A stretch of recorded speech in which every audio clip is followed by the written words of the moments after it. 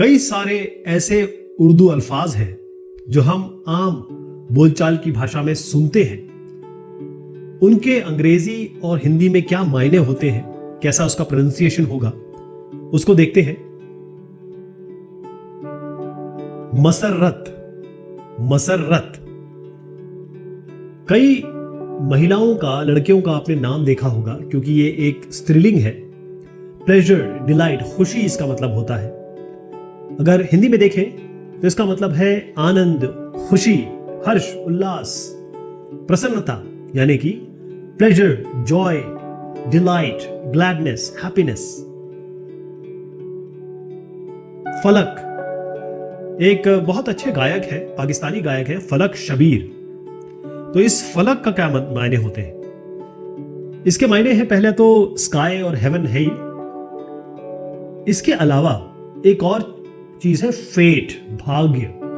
तो भाग्य, आकाश, गगन, आसमान, अंबर, इसके लिए इस अल्फाज का प्रयोग होता है, इस्तेमाल होता है। Fortune, fate, sky, heaven. इमदाद, इमदाद, इसका रिलेशन है एड से, हेल्प, सहायता। इमदाद, जब आप किसी की मदद करते हैं, कहीं डोनेशन देते हैं, कहीं पैसा देते हैं, और ख़ास तौर पे जो एक महीना बड़ा इम्पॉर्टेंट महीना है और उस महीने में अपने सैलरी का एक अमाउंट देना होता है, तो वैसे तो इमदाद हमेशा करनी चाहिए, सहायता लोगों की हमेशा करनी चाहिए। तो चंदा, सहायता, अता, बख्शिश, मदद या donation, assistance, aid, support, kindness, endowment, ये सारा इमदाद से रिलेट कर सकते हैं। शाख, ख आएगा इसमें, शाख नहीं है, शाख है, ब्रांच, डाल, टहनी। लेकिन जैसे आप जानते हैं कि एक शब्द केवल एक मीनिंग उसकी नहीं होती है, तो शाख, पहला तो जैसे मैंने बताया कि टहनी और डाली, शाखा इससे है। इसके अलावा भी कई जगह इसका उपयोग होता है, जैसे सिलसिला, आप ये कहें कि small cut, piece, cutting, branch of a tree. लेकिन ब्रांच ऑफ एन ऑर्गेनाइजेशन, किसी संस्था, किसी ऑफिस, बिजनेस, उसको भी इसी आप अल्फाज का उपयोग कर सकते हैं, इस्तेमाल कर सकते हैं। नायाब, नायाब, दो चीजें हैं, एक तो रेयर और एक प्रेशियस। मतलब ये बहुत कम मिलता है और बहुत ज्यादा इसका अमाउंट भी है। मतलब पैसे से आप खरीदने निकलेंगे तो बहुत पैसे खर्च होंगे। तो एक तो अमूल्य हो गया, दुर्लभ हो गया, रेयर, और अनुपलब्ध, इतने आसानी से नहीं मिलेगा, बेशकीमती, नादिर, जो जल्दी ना मिले। तो रेयर, अनऑब्टेनेबल, स्केर्स, प्रेशियस। आमादा, आमादा, विलिंग, तैयार। जैसे आप मुझे परेशान करने में के लिए क्यों आमादा है, क्यों आमादा है, या वो इस एग्जाम को, इस परीक्षा को उत्तीर्ण करने के लिए आमादा है। तो अलग अलग तरीके से उसका उपयोग किया जाता है, लेकिन बेसिकली इसको अगर आप रिलेट करें तो रेडी से ही है, तत्पर, मतलब आपकी इच्छा है, आप बिल्कुल तैयार है, राजी है, स्वीकार्य है आपको। तो किसी तरीके से आप इंक्लाइंड है, टेंड है, मतलब बेंड है उसकी तरफ, tending towards, ready, prepared, alert, bend upon. फुरकत, फुरका, का आएगा इसमें, फुरकत, सेपरेशन, विरह। किसी से कोई बहुत प्यारा है आपको, उससे वियोग हो गया, जुदाई हो गई, दूरी हो गई, बिछोह हो गया। तो दो चीजें इसमें हो गई, एक तो आपका सेपरेशन हो गया, खासतौर पे जो प्रेमी जोड़े हैं उनके बारे में बात कर रहा हूं मैं। एक तो सेपरेशन हो गया, और अब उसकी आपको एब्सेंस या कमी भी नजर आने लगी है अपनी जिंदगी में। एहतिराम, एहतिराम, तो इसका ए और ई दोनों से यूज कर सकते हैं, एहतिराम और एहतिराम। रिस्पेक्ट, आदर। अगर आप किसी का सम्मान करते हैं, सादर, सत्कार करते हैं, इसमें रिस्पेक्ट, ऑनर। और अगर किसी की बात आप बहुत ध्यान से सुनते हैं, यानी कि आप यू पेइंग अटेंशन, तो वहां भी हम इस वर्ड का, इस अल्फाज का इस्तेमाल करते हैं। इत्तिफाक, इत्तिफाक, कोइंसिडेंस, संयोग, इत्तिफाक से ऐसा हो गया। मैं आपकी इस बात से इत्तिफाक नहीं रखता, तो संयोग हो गया, मैत्री, दोस्ती, एकता। लेकिन इसके में सहमति के साथ भी इसको बहुत जोड़ा जाता है, सहमति, कि मैं आपके विचारों से इत्तेफाक रखता हूं, नहीं रखता हूं। तो agreement, concord, unity, consent, chance, coincidence. रश्क, इसके बाद मैं आपको कमर भी बताऊंगा, क्योंकि ये एक बड़ा गाना फेमस हुआ, मेरे रश्क के कमर। अब रश्क के कमर है क्या? अब रश्क और कमर मैं दोनों बताऊंगा, तो आप जोड़ के देखिएगा कि क्या बनता है। पहले बताऊं रश्क क्या होता है। रश्क, इसके मायने है एनवी, एनवी यानी ईर्ष्या, किसी से जलन है, ईर्ष्या है, कुड़न है, दुश्मनी है, अदावत है, या स्पर्धा है, या बराबरी करने की आपकी इच्छा है, चेष्टा है, या दूसरों की चीज, दूसरे के घर में कार आ गई तो आप दुखी हो रहे हैं, इसके लिए इसका रश्क आप कर रहे हैं। Jealousy, envy, enmity, emulation. अब है कमर, ये कमर नहीं होती है, कमर है, ध्यान रखिएगा। एक जो शरीर का जो बीच का पार्ट होता है उसको भी हम कमर कहते हैं, यह कमर। मून, द मून, चांद, क्योंकि मून जैसा कोई और नहीं है इसलिए द लगाते हैं उसके आगे, चांद। तो चांद, चांद तो खैर, चांद, चंद्र, चंद्रमा, ये सारी हम इसके साथ जोड़ते हैं कमर के साथ, द मून।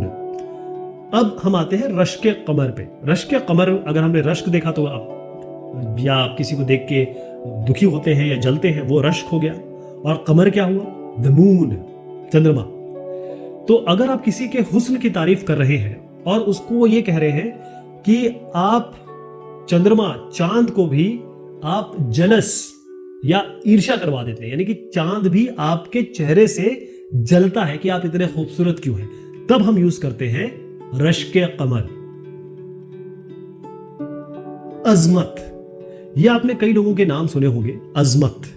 तो अजमत मतलब आधा है इसमें, तो अजमत जल्दी से आएगा, अजमत।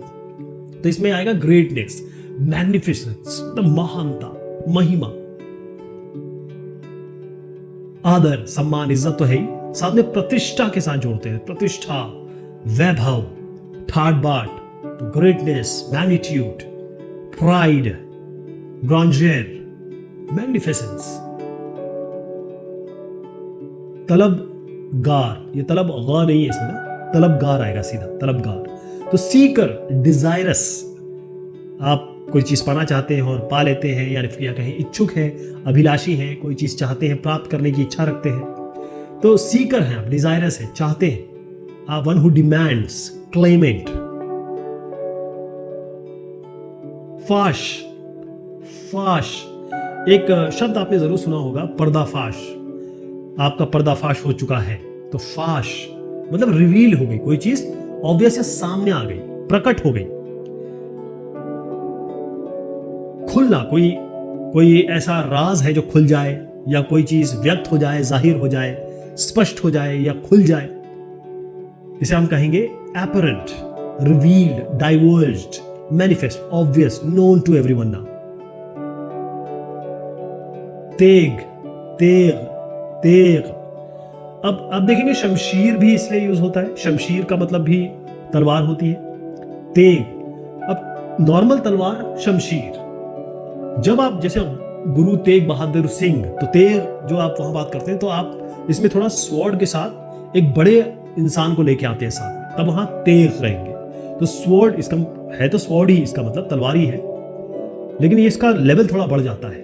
अरे तलवार, कृपाण, अब देखिए मैंने आपको बताया कृपाण कहां से जुड़ता है। जैसे जो सिख धर्म के लोग होते हैं उनकी 5 या 4 क होते हैं, तो उसमें वो एक कृपाण भी होता है।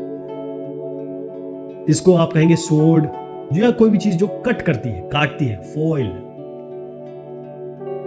इनायत, आपकी इनायत है, आपका रहमो करम है, तो काइंडनेस कहते हैं इसको, मेहरबानी, शुक्रिया, मेहरबानी,